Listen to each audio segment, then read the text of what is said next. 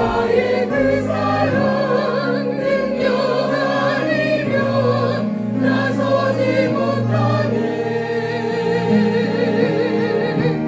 은혜 아니면 나서지 못하네. 놀라운 사랑 은혜 아니면 나서지 못하네.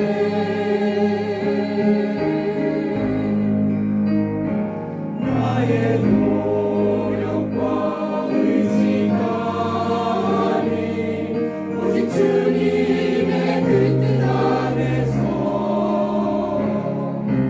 의로운 자라 내게 말씀하셨네. 완전하신 은혜로 은혜 아니면 나서지 못하네. 십자가의 그 사랑 능력 아니면 나서지 못하네. 은혜 아니면 나서지 못하네.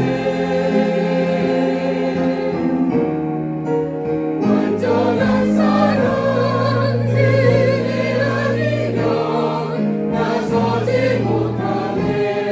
이제 나 사는 것 아니요 오직 예수 내 안에 살아계시니 나의 능력 아닌 주의 능력으로 이제 주와 함께 살리라.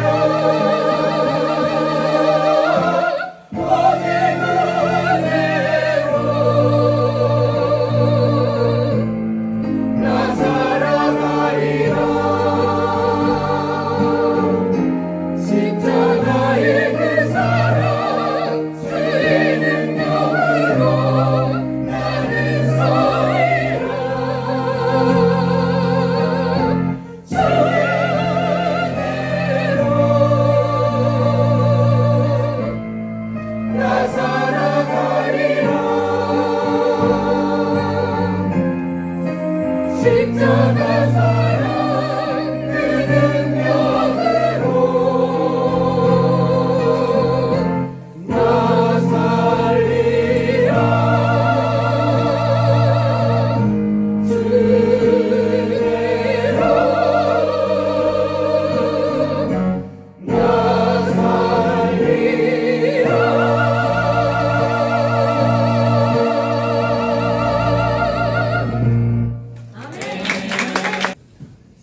반갑습니다.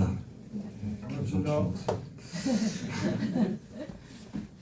은혜 아니면 나서지 못하네. 주님의 은혜로 이렇게 나서게 됐습니다.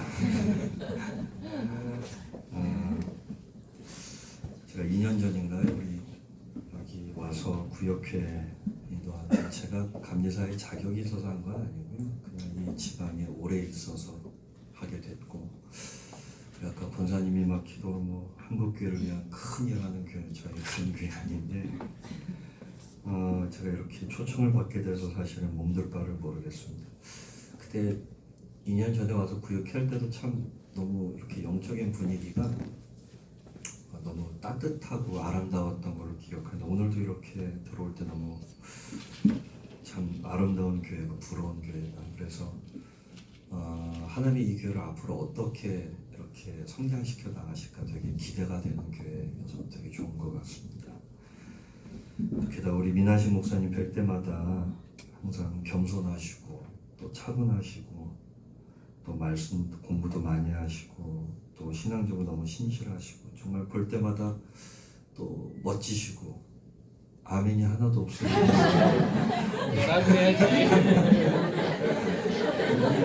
저는 그 목사님 볼 때마다 그냥 뭐라 그럴까요?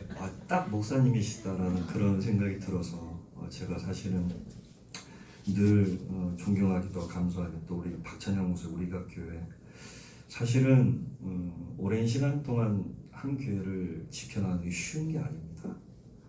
여러분들이 어떻게 보면 세상은 너무 단편적으로만 평가를 하다 보니까 저도 그런 평가를 들을 때마다 때로는 자존심도 상하고 여러 가지 이제 고민도 생기긴 합니다만, 이런 임대교회를 지금 이 시대에 한 곳에서 10년씩 한다는 건 쉬운 게 아닙니다.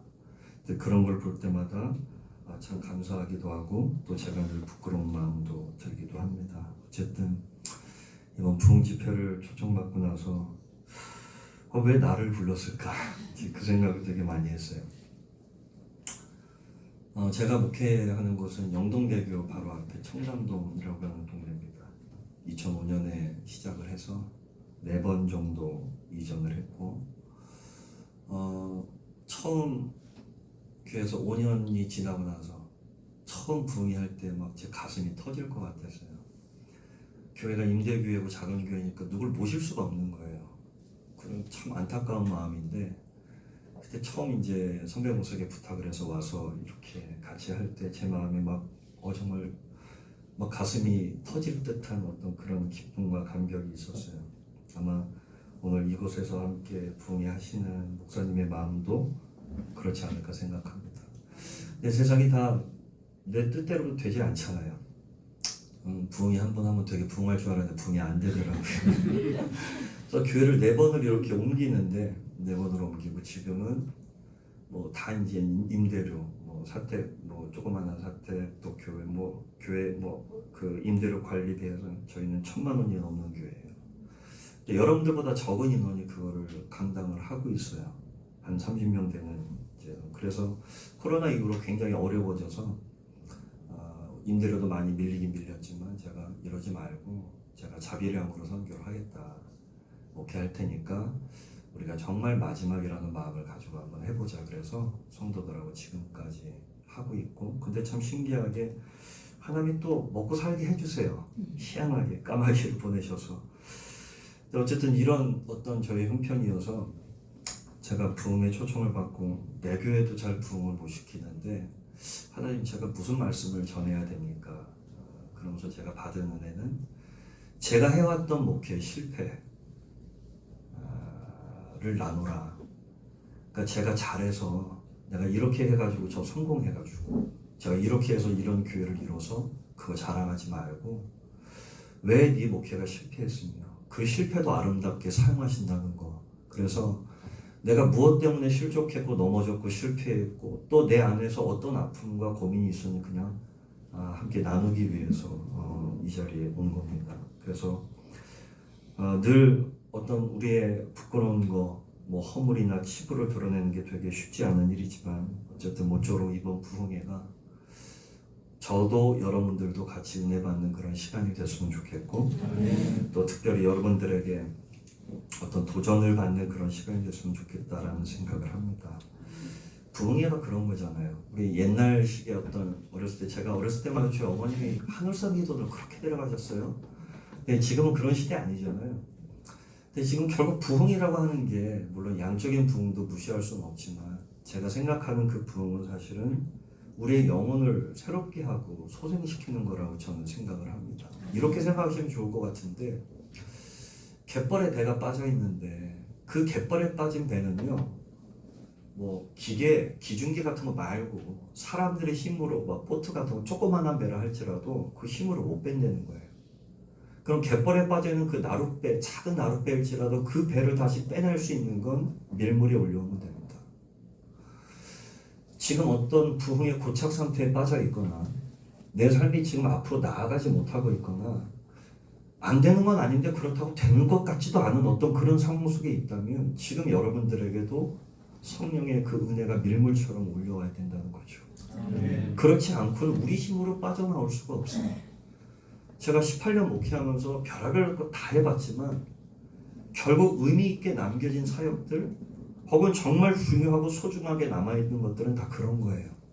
성령이 해주신 거. 그래서 저는 이번 주제를 요엘 2장에 있는 말씀으로 정했고, 또 여러분들과 함께 나누고 싶은 게 바로 엎드림이라고 하는 겁니다. 한국말로 엎드림은 엎어지는 거잖아요. 근데 이제 영어로는 업드림, 꿈에 관련된, 왜냐하면 제가 아는 성령님은 우리에게 두 가지를 주세요. 하나는 회개할 마음을 주세요. 다시 말하면 주님은 우리가 엎드릴 때 비로소 일하시기 시작합니다. 내가 엎어질 때. 그러니까 결국은 여러분들이 꿈이 먼저가 아니고 비전이 먼저가 아니고 먼저는 엎드려야 돼요. 내가 뭘 해야 될까? 뭐 이거보다 내가 일단 주님 앞에 정결. 여러분 사도행전 읽어보시면 나오잖아요. 가장 먼저 베드로의 설교를 듣고 백성들이 했던 첫 번째 반응이 뭐예요?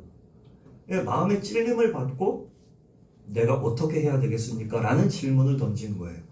그러니까 여기에서부터 우리들의 모든 문제가 출발하기 때문에 저는 이번 부흥회를 통해서 그런 은혜가 있으면 좋겠다. 여러분 사실 우리가 다 가릴 거 가리고 감출 거 감추고 앉아 있잖아요. 다 화장하고 있잖아요. 이걸 다 지우면 내가 얼마나 부끄럽고 추한 사람인지 다 보이는데 다 가리고 있잖아요. 근데 부흥회 하는 이유는요, 이거 주님께 내보내. 왜? 그래야 주님이 나를 살리시고 새롭게 하실 수 있기 때문에 그런 거예요. 내가 되게 그럴듯하게 여기 서 있지만, 내가 지금 그럴듯하게 앉아 있지만, 뭐 내 라이센스가 어떻고 내가 어떤 인생을 살고, 저희 집 바로 앞에 현우진이 살아요. 187억짜리. 행복할까? 아멘. 네, 약간 행복할 것 같아요. 네. 근데 그 사람이라고 수치가 허물이 없을까요? 한꺼풀만 벗겨보면 우리 인생이 그렇잖아요. 내 나름대로 내가 이런 삶을 살아왔다고 여기 얘기 못할 사람은 아무도 없잖아요. 근데 내가 주님을 만나게 되고 성령이 내 안에 임하게 되면요, 그 추한 게 다 드러나게 돼요. 왜? 하나님 고쳐주시니까. 내 안에 감추고 있었던 고집 혹은 남을 무시했던 깔보는 그런 마음, 교만한 것 생각들, 어떤 나쁜 마음들, 이 모든 것들을 어떨 때는 하나님 왜 이렇게 나를 초라하게 만드세요? 싶을 정도까지 보여줄 때가 있어요. 근데 여러분 그걸 두려워하지 마시라고요. 그게 하나님이 고치시는 방법이에요. 그게 부흥하는 거예요. 그러려고 우리가 여기 모인 거예요. 그동안 뭐 말씀 뭐 아멘 잘 알지도 못하면서 아멘 하고, 우리 뭐 이거 성경 읽지도 않고 뭐 하면서 또 맨날 성경 안 읽으면서 성경 많이 읽으면 되나요 목사님? 뭐 말씀대로 어디서 또 들은 건 있어서 막 그런 얘기 하고 살자. 그러고 말고 정말 주님과 내가 정말 이 부흥회를 통해서 만나서 주님 나에게 뭐라고 말씀하실 건가? 하나님 저한테 하실 말씀이 있으시잖아요. 이 음성을 듣는 게 부흥회예요. 또 하나는 성령이 임하면 꿈을 꿉니다. 요엘서 2장을 잘 읽어보세요. 순서가 성령이 임한 다음에 아비들이 꿈을 꾸고 자녀들이 이렇게 되는 거예요. 그러니까 우리는 자꾸만 하나님 나한테 뭐 해주실 거예요? 어떻게 되길 바래요? 라고 하는 질문을 먼저 던지지만 그거보다 중요한 건 너희가 먼저 성령으로 충만함을 받는 거예요. 그러려고 부흥회 하는 거예요. 그냥 우리 무슨 이벤트로 여기 모여서 부흥회 하는 게 아니라. 그래서 저도 그렇고 여러분들도 그렇고 정말 성령 충만한 은혜가 이번 집회 가운데 있으면 좋겠다. 제가 뭐 1000명 앞에서 이제 설교하면서 1000명을 다 잠재우는 그런 능력이 있는 사람이에요. 여러분들 어떨지 모르겠는데 같이 오늘 예배를 드리면서 정말 주님이 저에게도 여러분들에게 역사해 주셔서 우리들의 삶이 정말 새로워지는 은혜를 좀 맛봤으면 좋겠다. 이런 바람입니다. 저 오늘 첫 번째 시간입니다. 나를 살게 하는 하나님의 음성. 한번 따라해 보세요. 나를 살게 하는 하나님의 음성. 오늘 이 말씀 가지고 여러분들과 함께 좀 은혜를 나누려고 합니다. 제가 어디 가서든지 저희 동네를 설계를 하는데 부흥회할 때 저희 교회 이런 교회입니다. 저희 동네가 청담동이 여러분 되게 영적으로 혼탁한 곳이에요. 저도 잘 몰랐는데 청담동에 오래 사셨던 이제 장로님, 이분 기도를 아주 세게 하시는 분인데 그 장로님이 이렇게 저희 교회 새벽 예배 나오세요. 저희 교회 새벽 예배를 이제 나오시는 이제 본교회 섬기신 교회가 있습니다. 근데 그분이 이렇게 저와 같이 식사를 계셔 목사님 저 사람은 동성애자 이렇게 가르쳐줘요. 그럼 뭐 뒤태를 보면 안 돼요. 난 아무리 봐도 모르겠는데 그분은 안 되는 거예요. 목사님 내가 이 청담동 토백이라고 20년 전만 해도 여기 다 밭이었는데 이게 졸부들이 그래서 많은 거라고. 자기도 졸부를 하니까 그런 얘기를 막 합니다.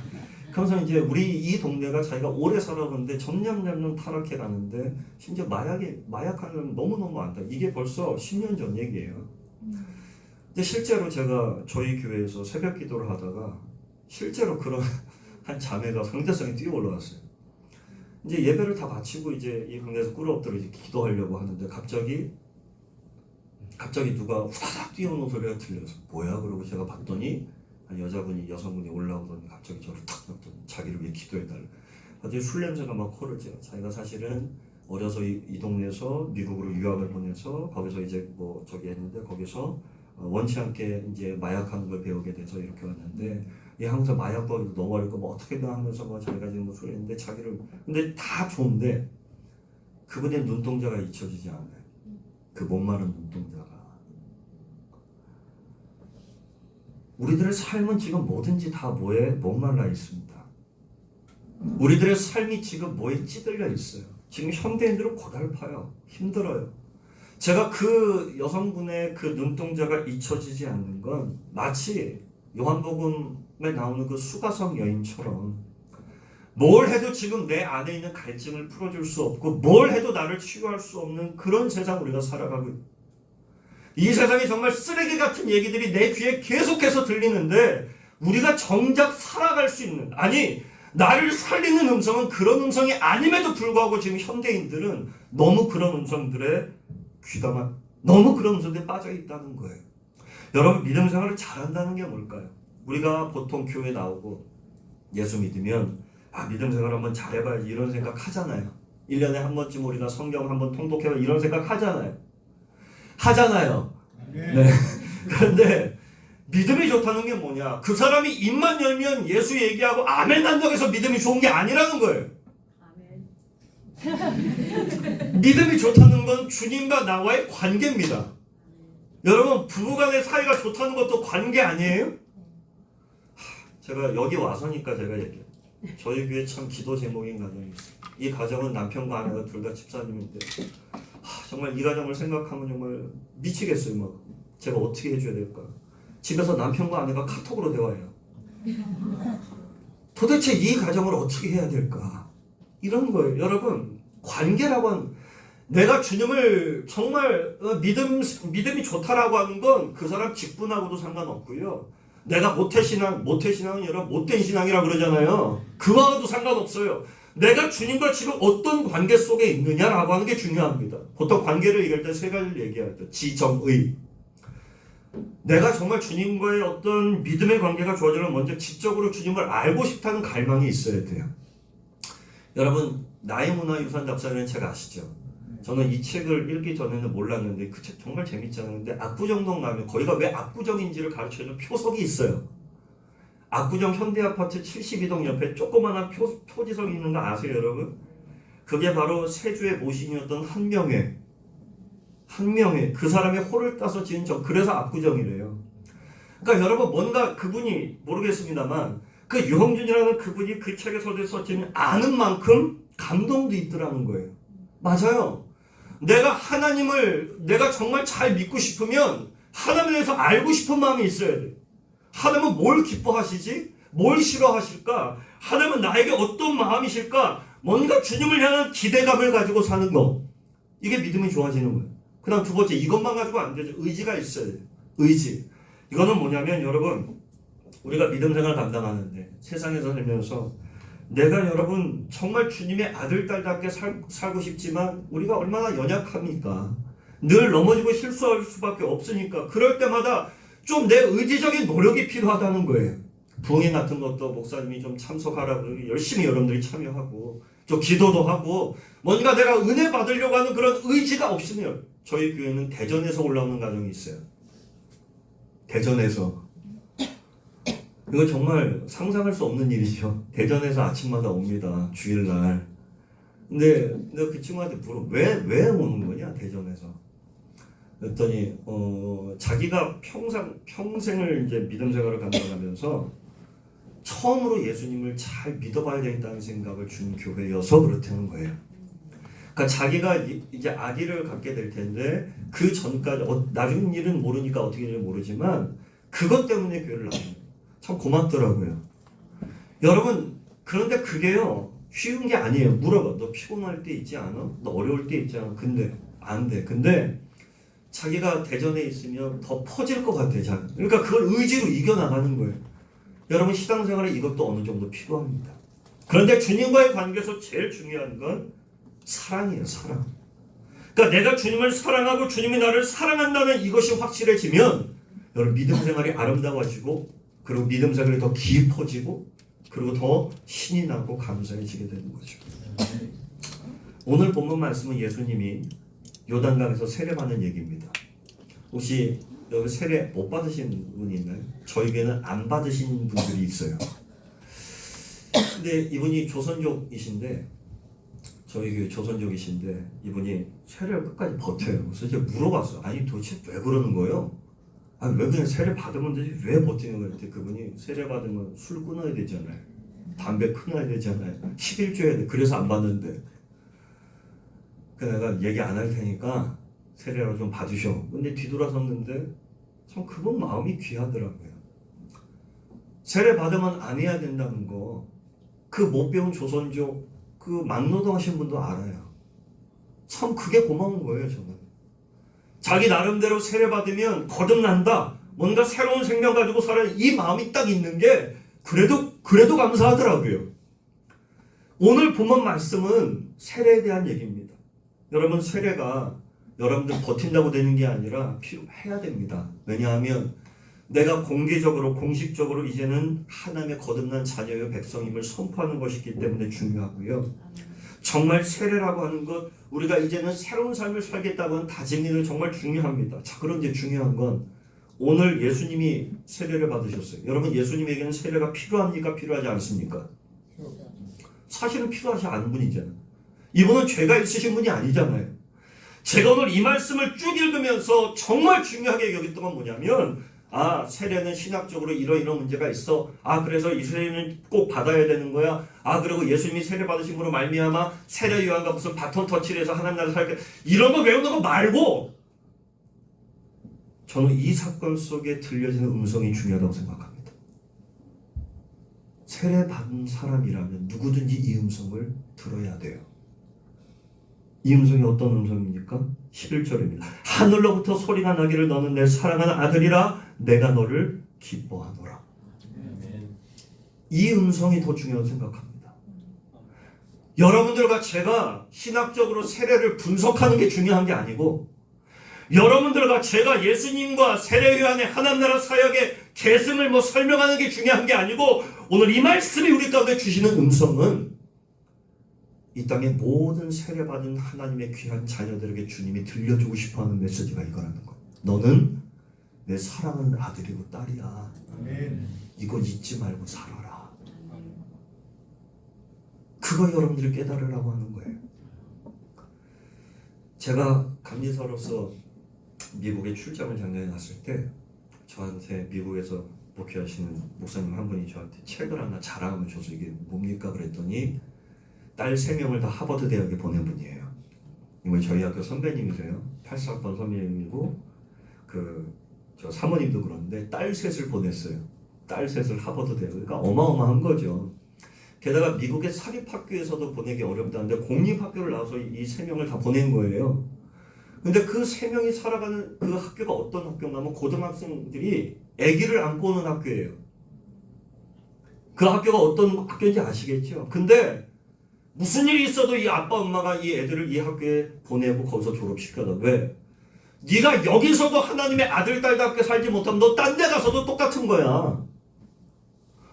이 세상의 어떤 곳에서든지 너는 하나님의 아들이요 딸이라고 하는 이 정체성을 잃어버리지 않고 사는 거 이거 심어주고 싶어서 저는 너무 놀랐어요. 우리 딸을 마치 원실의 화초처럼 이게 아니고 너는 어디서든지 그에 합당한 삶을 살아야 되를 아주 어렸을 때부터 그걸 가르쳤다는 게 저는 너무 놀라웠어요. 마치 이런 겁니다. 여러분 지금 우리는 세상에 수없이 많은 소리를 들어요. 제일 많이 듣는 게 뭐예요? 요즘 유튜브인 것 같아요. 제가 보니까 유튜브가 진리야. 성경이 아니라.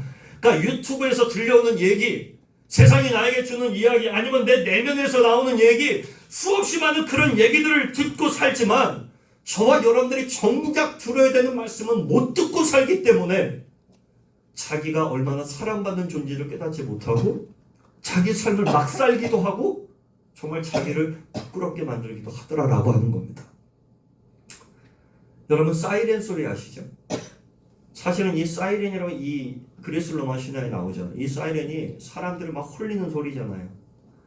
마치 그런 것처럼 지금 이 세상에 수없이 많은 소리들이 우리에게 세상의 진리의 길은 여기 있어. 네가 행복하게 사는 길은 여기 있어. 이런 얘기를 하지만 정말 우리가 들어야 되는 얘기는 오늘 예수님 세례받고 물에서 올라오시면서 들렸던 이 이야기. 너 잊지 말아라. 이 세상 힘들어도 어려워도 네 편이 없는 것 같아도 네가 지금 고생하고 고통스러워해도 너는 하나님의 아들이고 딸이라는 걸 잊지 말라고. 오늘 이 음성이 저와 여러분들을 살리는 음성이기 때문에 오늘 이 음성을 듣기를 원하시는 줄 믿습니다. 네. 제가 대학 다닐 때만 해도 야학이라는 게 있었습니다. 학교를 다니지 못하고 낮에 일하실 수밖에 없는. 저도 거기에 이제 들어가서 선배들을 도와줘요. 근데 어느 선배가 난지도에 이제 야학을 갔다 와서 자기 얘기를 해주는 거예요. 야, 근데 저기 연대 다니는 친구가 같이 갔었는데 그 친구한테 호박을 줘요. 할머니가 호박을. 난지도에, 여러분 난지도가 어떤 곳인지 아시죠? 쓰레기 매립장이 있었던 옛날에 난지도는 뭐 상상할 수 없는 곳이죠. 근데 거기서 사시는 게 그냥 판잣집에서 사니 얼마나 힘들고 어렵겠어요. 근데 거기 이제 가가지고 열심히 가르치고 이랬었는데 그 할머니가 고마워서 우리 아들 가르쳐 준다고 호박을 주는데 난지도에서 난 호박으로 준 거예요. 근데 이제 선배들이 그걸 받아오는데 좀 그렇잖아요. 난지도 그 더러운 그 흙더미 또 옛날 연탄재만 이런 곳에서 그 오물더미에서 이거를 만들었다. 근데 가서 먹으려는데 또 안 받아올 수는 없고 그래서 이걸 받아오셨다는 거예요. 받아서 먹었는데 기가 막히게 맛있더라는 거예요. 그 선배님 하는 얘기가 그거예요. 내가 이거 보면서 진짜 좋은 진리를 하나 깨달았어. 세상이 아무리 나한테 상한 거, 냄새나는 거, 더러운 걸 줘도 내가 뭘 빨아먹느냐에 따라 내 인생이 바뀌는 것 같아. 이 호박도 봐봐. 우리는 난지도에서 자라나는 생각했지만 난지도에서 그 더러운 걸 먹고 산 게 아니고 호박의 뿌리가 독을 거부하고 자기에게 필요한 약물을 빨아먹었을 때 진짜 맛있는 호박이 되는 것처럼 세상이 여러분들한테 독을 준다고 그거 빨아먹 불평하지 마세요. 세상이 나에게 뭘 주든 내가 어떤 마음으로 그것을 받아들이느냐 이 관점의 차이에 따라서 여러분들의 인생은 달라지는 거예요. 세상이 나를 욕했다고 나도 똑같이 욕합니까? 여러분 로마서 12장에 나오는 말씀처럼 선으로 악을 이긴다는 게 뭐예요? 세상이 나에게 독을 줬다고 나도 똑같이 독을 주는 거 이게 문제가 아니죠. 정말 내가 무엇을 듣고 어떻게 나를 지키는 삶이 될 때 그때 여러분들이 정말 주님의 백성답게 살아갈 수 있는 거죠. 가뭄에 콩나듯이 제가 저희 교회 분들을 데리고 단기 선교를 한 이제 두세 번 갔다 왔어요. 단기 선교 가기 전에 그렇게 말 안 듣고 취업 준비도 안 하고 놀고 막 못된 짓 하고 막 이랬던 애들이 단기 선교 갔다 오면 좀 달라져요. 그러니까 부모님 물어봐요. 도대체 왜 그렇게 달라지는 거냐? 가서 뭘 하는 거냐? 아무것도 하는 게 없어요. 가서 그냥 그 못 사는 나라 아이들 잘 입혀주고 잘 먹여주고 같이 기도해주고 그것밖에 없어요. 근데 뭐가 바뀔까요? 자기의 삶을 해석하는 해석의 관점이 바뀌는 거예요.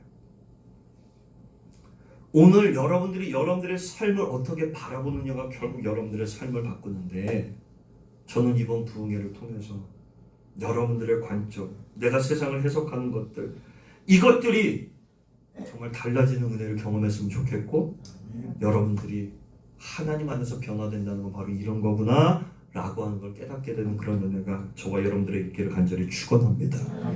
그렇다면 여러분 우리가 어떻게 하나님의 음성을 들을 수 있을까?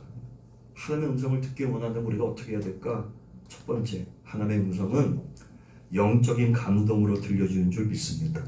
이게 무슨 말이냐면 하나님의 음성은 시도 때도 없이 막 들리는 게 아니에요. 뭐 동쪽으로 가라, 물을 피해라, 뭐 이렇게 들리는 게 아니에요. 하나님의 말씀은 영적인 감동으로 점쟁이들처럼 그렇게 들리는 게 아니고 영적인 감동으로 들린다라는. 여러분 잘 아실지 모르겠습니다만 몇 해 전에 우리나라에 아이홉이라고 하는 선교단체를 이끄는 마이크 비클이라는 사람이 왔어요. 근데 이 단체가 우리나라에서는 막 이단이다 아니다 막 인터넷 쳐고 막 그런 게 있습니다. 그러니까 왜 논란이 있는가 하면 이 사람들은 서로 말할 때 오늘 하나님이 나에게 이렇게 말씀하셨어. 이 말을 너무 자주 쓰니까 그러니까 이 단체장이 우리나라 기자한테 그 질문을 듣고 그 오해를 풀려고 얘기해요. 제가 우리 단체에서, 우리 선교단체에서 사역자들을 사역시키고 훈련시킬 때 저는 그렇게 절대 얘기 안 합니다. 다만 하나님이 저에게 이런 마음을 주셨습니다 라고 얘기하라는 거예요. 평생에 내가 예수 믿으면서 주님이 나에게 음성을 직접적으로 사람의 말처럼 들려주시는 게 없다고는 내가 장담할 수 없지만, 그러나 매번 하나님이 똑같이 그렇게 말씀하시는 건 거의 없다고. 그럼 하나님은 어떻게 주시느냐? 우리에게 마음의 감동으로, 영적 감동으로. 그래서 여러분 잘 보세요. 요한복음 14장 26절을 보면 너희에게 말한 모든 것을 생각나게 하신다 그랬어요, 성령이. 그러니까 여러분들의 생각 속에 하나님은 말씀하실 수 있어요. 그러니까 여러분들이 성령의 능력으로 뭘 해야 되느냐? 무엇이 주님의 마음인지를 분별하는 영적인 훈련을 열심히 하셔야 됩니다. 이게 주님의 뜻인지, 정말 주님이 나에게 원하신 마음이 뭔지, 그 가운데 정말 중요한 건 두 가지. 하나는 기록된 말씀. 기록된 말씀은 뭐예요? 성경이죠. 또 하나는 선포된 말씀. 오늘 목사님께서 내게 주시는 그 음성 속에서 오늘 내가 들어야 될 음성이 뭔가를 여러분들이 깨우치게 될 때, 그때 여러분 비로소 주님의 음성이 나에게 영적 감동으로 들려진다. 그런데 두 번째, 그 음성은 때가 무르익어야만 들려지는 줄 믿습니다. 여기 목사님들 두 분이나 앉아 계시지만, 목사로서 제일 흐뭇하고 보람될 때는 언제냐? 그분 예수 믿고 바뀌었다는 거예요. 거꾸로 내가 이렇게 목회를 계속하는 게 맞을까 싶을 때는 언제냐? 성도들이 안 바뀔 때, 사실은. 뭐 사람이 못 받을 때, 뭐 임대료 이런 게 아니에요. 저희 교회, 이 작은 교회에 18년 목회하는 동안 5분이 교도소를 갔다 오셨어요. 갔다 오시면 그 교회 못 나오세요? 모르는 것 같죠? 다 알아요. 5분이. 여러분, 처음, 나중에는 이제 그런가 보다 다 내려놓게 되고 체념하게 되면, 처음에는요 살점이 떨어져 나가는 것 같아요. 내 교회 성도가 교도소를 갔다. 어떤 문제와 어떤 얽힘이 있는지 모를, 정말 심지어 권사님이세요. 저희 교회에서 목사님 개업을 하니까 좀 와서 예배를 좀, 개업 예배 드려달라고 갔는데, 무슨 충청도 어디 자꾸 이렇게 산골로 올라가는 거예요. 그래서 난 이게 뭐 어디로 가? 여기 무슨 회사가 있다고 갔어요.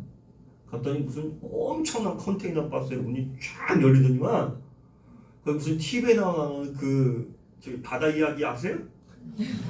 그 기계가 100대가 쫙 이렇게 있는 거야. 그래서 불이 쫙 켜지고 거기 이쪽서를 어서 오시오! 그러고 이 사람, 아니 도대체 저는 개업 예배라고 그 또 없는 돈에 또 난을 또 하나 사갖고 갔어요. 축 개업 하나님의 은혜로 번성하시고 뭐 이래가지고, 이걸 어떻게 해요? 그래서 어떡합니까? 그래도 복을 빌어줬죠. 여러분 그런 안타까운, 뭐가 안타까운 거겠어요? 하나님, 왜 이렇게 예수 믿어도 안 바뀝니까?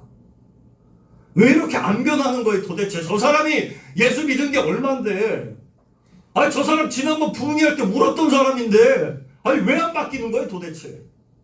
너무너무 답답하죠. 성경을 보면요, 주님의 말씀이 들어가지 않고 튕겨져 나오는 사람은 강팍하다 그랬거든요. 어떤 사람이 강팍한 사람이냐? 몇 종류가 있다. 제일 먼저는 하나님 음성을 듣고도 옛날에 못된 습관을 끊지 못하면 그 사람이 점점 강팍해지더라고요. 여러분 예전에 갖고 있었던 그 헛된 생각, 여러분 예전에 갖고 있었던 생각의 틀, 여러분 이거 바꿔야 됩니다. 적어도 내가 이제는 세상적인 것들이 아니라 주님의 것을 조금이라도 좀 바꿔보겠다, 이래야 변화가 시작되는 거예요. 또 어떤 사람이 있느냐? 어떤 강박하다는 건 뭘까? 온통 모든 관심이 자기에게만 있는 사람. 교회 와서도 꼭 자기를 다 주목해줘야 되고, 늘 자기가 늘 앞에 서야 되고. 여러분 이런 사람들이 결국 강박해. 또 하나를 얘기하자면, 이 사람의 모든 관심은 하나님의 하늘의 것이야. 골로새서 3장을 보면 따라해보세요. 위의 것을 사모하라. 위의 것을 사모하라. 그런데 자꾸만 이 사람은 땅의 것만 바라봐요. 그러면 여러분 그 사람에게 말씀이 작동할 수 있는, 역사할 수 있는 길이 없습니다.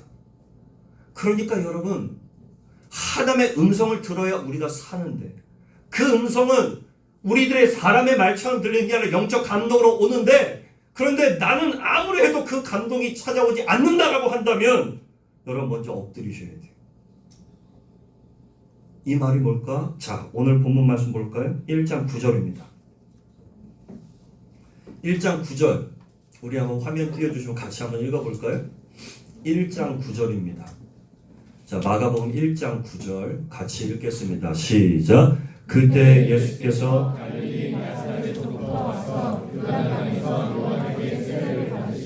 다시 한번 읽습니다. 시작. 그만. 이 그때, 이게 중요해요.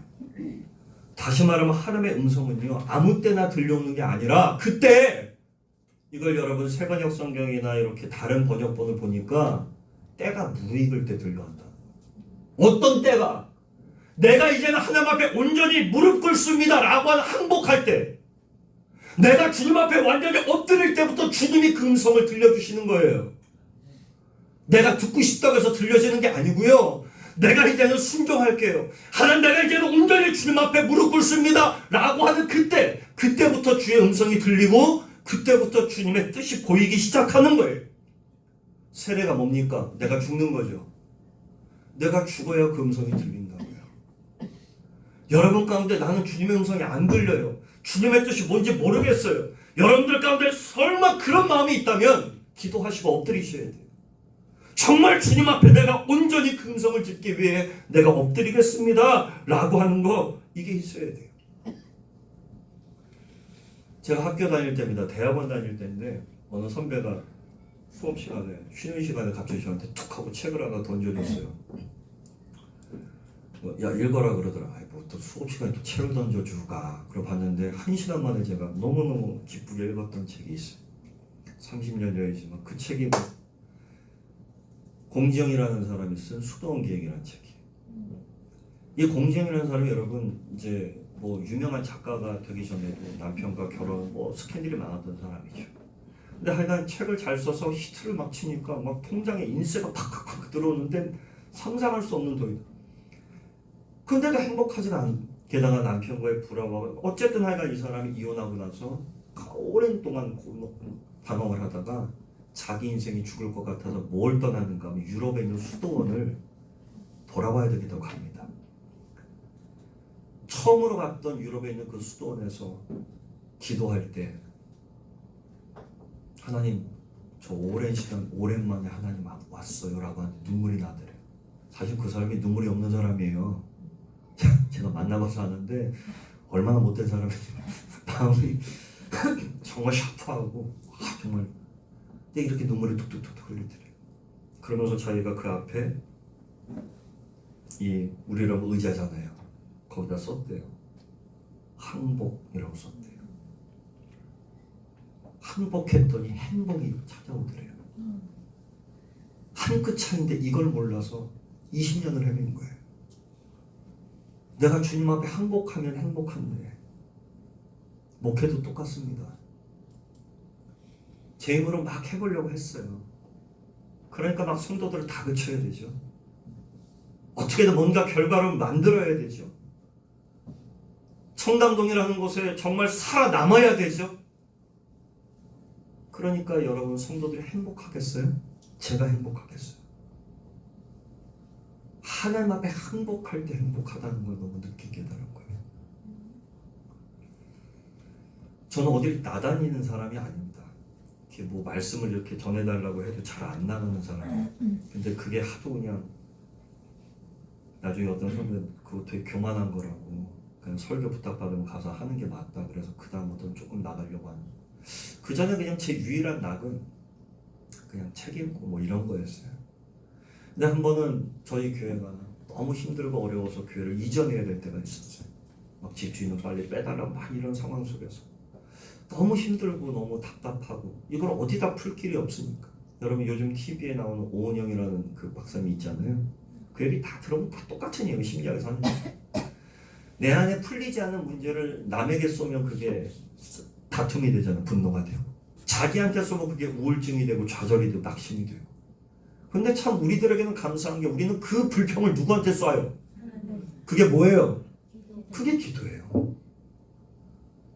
그렇지 않으면 미치거든 우리가. 그러니까 그거를 우리가 주님 앞에 기도한 시편을 읽어보세요. 다윗이 미칠 것 같이 기도. 저 원수를 박살내달라고. 아니 어떻게 이렇게 무서운 얘기가 있을까? 사실은 그게 하나님을 향한 기도예요. 기도. 저도 기도할 수밖에. 이게 뭐냐고. 아니 왜 나를 그럼 이 교회 보내셔가지고 왜 나를 이렇게 고통스럽게 힘들게 아주 막 쏟아. 그 집에 왔어요. 집에 와도 가족하고 대화가 잘 안 되죠. 힘들 때는. 그 이제 집에 있는데 갑자기 집사람이 책까지 다 그러더라고요. 왜? 그랬더니 야, 책 왔잖아. 뭐 택배 왔대. 우리 집사람은 그래가지고 제가 한동안 책을 사도 차에다 숨겨놓고 다닌 적도 있었어요. 책 사면 혼나니까 왜 저기 뒀는데. 그래서 알았어. 그러고 이제 딱 가지고 뜯는데 갑자기 사은품이 하나 딱 떨어지는 거예요. 사은품이 아유 또 뭐 귀찮게 이렇게 사은품을 또 여기다 갖다 왔어. 딱 봤더니 베드로전서 5장에 있는 말씀이다. 4장인가? 때가 되면 너를 높이시리라. 제가 그 액자를 보는 순간 깨진 거죠. 더 겸손해라. 때가 되면 너를 높이시리라. 너 지금 막 닥달하고 달려가지 말고 기다려. 주님의 때를. 너 뭘 위해서 그렇게 하는 거야? 교회? 성도? 아니면 너의 성공? 진짜 거짓말하지 말고 잘 생각해봐. 정말 네 삶에 하나님이 원하신 뜻이 뭔지 다시 한번 찾아봐.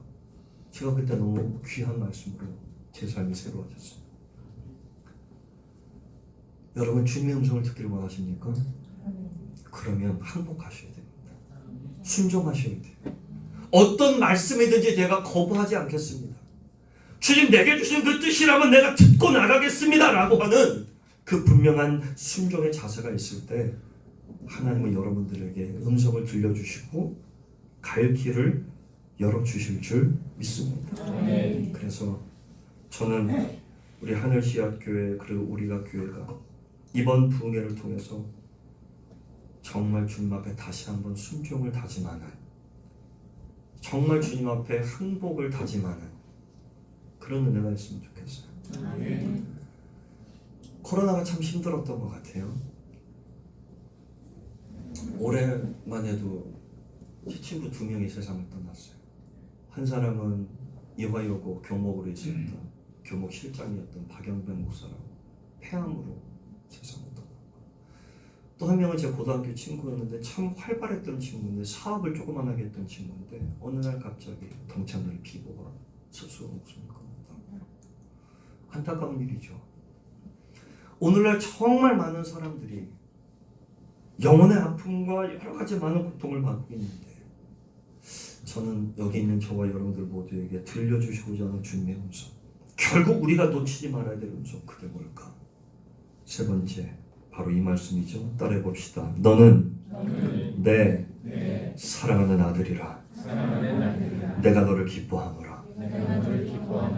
이 음성만큼은 여러분들이 잊지 않고 살아갈 수 있기를 간절히 부탁을 드립니다. 내가 아무리 잘못 살았어도, 내가 아무리 불순종했어도, 내가 아무리 답답한 인생을 살아도 하나님은 나를 사랑하신대요. 나를 기뻐하신대요. 여러분 잘 못 느끼실지 모르지만 여러분들이 살다가 한두 번쯤 정말 그런 병에 부닥칠 때 이 음성이 얼마나 소중한지를 깨닫게 될 때가 분명히 있을 겁니다. 하나님이 왜 이 음성 밖에는 하실 말이 없느냐? 왜? 이 음성, 이게 바로 하나님의 본심이기 때문에 그래요. 여러분들 가운데 하나님이 행하신 일들이 마음에 안 드는 분들이 있습니까? 그런데 여러분 정말 주님의 본심은 이거예요. 내가 너를 사랑한다고. 그래서 독생자 예수 그리스도를 주기까지 내가 너를 지키기를 원해. 이게 바로 하나님의 마음이고요. 또 하나, 하나님이 왜 이 음성을 우리가 듣기를 원하시느냐? 이 음성이 들려야 우리가 살기 때문에 그렇습니다. 사람을 살리는 건요, 머리가 아니에요. 가슴이지. 그 사람을 여러분 살릴 수 있는 음성은 가슴에서 나오는 말이에요. 여러분 잘 아시는 도스토옙스키 그 유명 비전인을 끌고 가는 힘은 머리가 아니고 심장이라 그랬어요. 이 교회가 예수 때문에 뜨거워져야 교회가 앞으로 가는 거예요. 그냥 머리로 합리적으로 논리적으로 계산해서 되는 게 아니라고요. 계산할 것 같아 벌써 이렇게 문 닫아야지. 소망이 있으니까 청담동에 1,100만 원짜리 교회가 교인 30명이 피땀 흘려서 그 돈을 내고 그 돈으로 여러분 한 달 한 달 살아가는 그 교회가 소망이 있어요? 근데 왜 거기 있어요? 그게 뭔데 도대체? 우리는 그거 판단하는 사람이 아니라는 거예요. 하나님이 있으라면 있는 거고 가라면 가는 거예요. 중요한 건 저와 여러분들에게 원하시는 건 네가 이 음성을 듣고 정말 이 음성 속에 삶의 소망을 갖고 살기를 원하시는 거예요. 제가 장담하건대 여기 있는 목사님들뿐만 여러분들 모두 정말 여러분들의 삶의 터닝 포인트가 될 때가 언제냐면 이 음성 들을 때요. 그래도 난 너를 사랑해. 너 세상을 실패했다 그래도 나는 너를 사랑해. 이 음성이 들릴 때 그때 우리들의 삶이 달라지는 거예요. 나는 너를 잊은 적이 없단다. 염려하지 마. 걱정하지 마. 내가 너하고 같이 있을 거야. 이 음성이 들릴 때 우리가 산다는 걸 알기 때문에 끊임없이 주님은 우리에게 그 사랑의 이야기를 들려주고 계시는 줄 믿습니다. 저는 그래서 마치 여러분 예전에 저희 교회 수상안전요원 하는 여자친구의 체대를 나온 친구 수영을 기가 막히게 잘해요. 근데 그 친구가 자기 얘기를 해줘요. 목사님 해수욕장에 이렇게 있잖아요. 수십만 인파가 있어도요 살려달라는 소리가 우리 귀에 들리는 거 아세요? 그러더라고요. 주님은 아세요. 여러분들의 기도소를 아시고요. 여러분들의 그 음성을 들려주고 싶어 여러분들과 소통하기를 원하세요. 왜냐하면 그래야 여러분들의 삶이 달라지고 회복될 수 있으니까. 저는 여러분들이 이번 부흥회를 기획으로 주님의 음성을 사모하고 갈망할 뿐만 아니라 그 음성을 날마다 들을 수 있는 여러분들이 되시길 간절히 축원합니다. 어떤 분이 있었습니다. 이분이 군대를 갔다 와서 복학을 하고 공부했는데 근데 이분이 가정이 정말 안 좋아요. 엄마는 어렸을 때 집을 나갔고 이 아버지가 폐결핵을 앓고 있어서 대학생인 이 친구가 제대하고 나서 일하면서 아버지 약값을 대고 상계동 판자집에 사는 그런 친구입니다. 근데 믿음이 아주 좋았어요.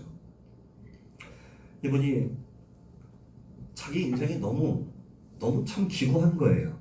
어느 날 자기 그 상계동 달동네 그 쪽방에 창문 넘어오는데 별이 반짝반짝 빛나고 있는데 그 별을 바라보는 자기 별이 너무 예쁜데 너무 자기 심사가 초라하고 부끄러운 거예요. 그러면서 자기 마음속에 정말 밑 빠진 녹에 물 붓듯이 아버지를 내가 언제까지 이렇게 해야 될까? 내일에 대한 희망도 없이 살아가는 그가. 그런데 저 별은 이 처량한 나를 그래도 계속 비춰주고 있구나 라고 이분이 생각하고 이 믿음 좋은 이 청년이 찬양을 한 곡입니다. 나는 정말 힘들고 어려운데도 하나님 나를 계속 사랑의 눈으로 바라보셨다. 이런 의미의 찬양을 지어요.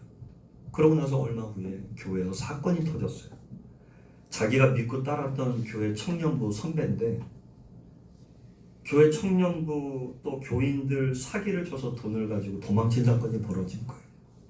그래서 가뜩이나 가난하고 찢어지게 가는 자기 삶에 돈의 문제가 걸리니까 교회가 이렇게 더럽고 치사한 곳이고 이렇게 사기꾼 완전히 시험에 들어서 나 이제 안 나가. 그리고 충격을 받고 주님을 떠나삽니다. 근데 결혼을 했는데 이 청년이 결혼을 했는데 아내가 교회를 안 나가는 사람인데 어느 날부터 교회를 나가게 IMF 때 힘들고 어려워서 그래서 이제 이 아내가 교회를 다니기 시작했는데 교회를 열심히 다니면서 이제 자기 남편을 꼬드겨가지고 교회를 같이 다니게 됩니다. 그러면서 여보 내가 오늘 사역하러 가는데 당신 같이 갈래? 그러더라고요. 뭔데? 그랬더니 병원에 호스피스 사역을 하러 가야 돼. 호스피스 사역이 나는 그 안에 좀 그러니까 나 그냥 밖에 있을 때 갔다 오고 내가 차를 그래가지고 이제 배로다 줬어요. 근데도 이제 집사람이 거기서 안 나오는 거예요. 뭘 하나 그래가지고 집사람 보러 이제 가는데 갑자기 그 병동 안에서 거기 자기 집사람하고 따라갔던 몇몇 사역자들과 거기 있는 사람들이 호스피스 병동에서 같이 말기암 환자들과 함께 찬양을 하는데, 찬양을 어디서 많이 들어본 찬양, 알고 봤더니 자기가 상계동 달동네 그 쪽방에서 만들었던 찬양이에요. 하나님의 사랑을 그 주만 바라볼지라. 너무 놀래요. 내가 하나님을 떠나 14년을 살았는데, 하나님 무시하고 원망하며 14년 살았는데, 하나님 그 시간 동안 나를 한 번도 놓지 않고, 내가 20대 때 그 별을 바라보면서 하나님 나를 이렇게 바라보셨구나 생각하고 감동받아 지었던 그 찬양. 여러분, 세상에 얼마나 많은 노래가 뜨거집니까? 근데 아직도 그 찬양 때문에 누군가는 은혜를 받고 감동을 받는 걸 깨닫게 되고, 그가 다시 한번 주님 앞에 돌아오는 그런 역사가 있게 되죠. 이 세상에 수없이 많은 얘기들이 있어요. 수없이 많은 상처가 있고 수없이 많은 고통이 있지만, 가장 중요한 건 주님의 사랑을 느낄 때 그 사람은 바뀐다는 거예요. 오늘 이 교회가 주님의 사랑이 내 안에 있음을 깨닫게 될 때, 주 음성을 우리가 듣게 될 때 우리들의 인생은 달라지게 된다는 거예요. 내 안에 말할 수 없는 쓴물이 올라오고 쓴뿌리가 있고 고통스러운 인생을 만나도, 정말 아무리 노력해도 빠져나올 수 없는 그런 안타까운 상황 가운데 내가 처해 있다 할지라도, 중요한 건 여러분들이 나는 너를 사랑하고 기뻐한다는 이 음성을 들을 때 우리들의 삶은 달라질 수 있다는 거죠. 그래서 이 찬양 같이 할 건데요, 저는 저와 여러분들 모두가 이 찬양을 같이 부르면서 내가 정말 주님의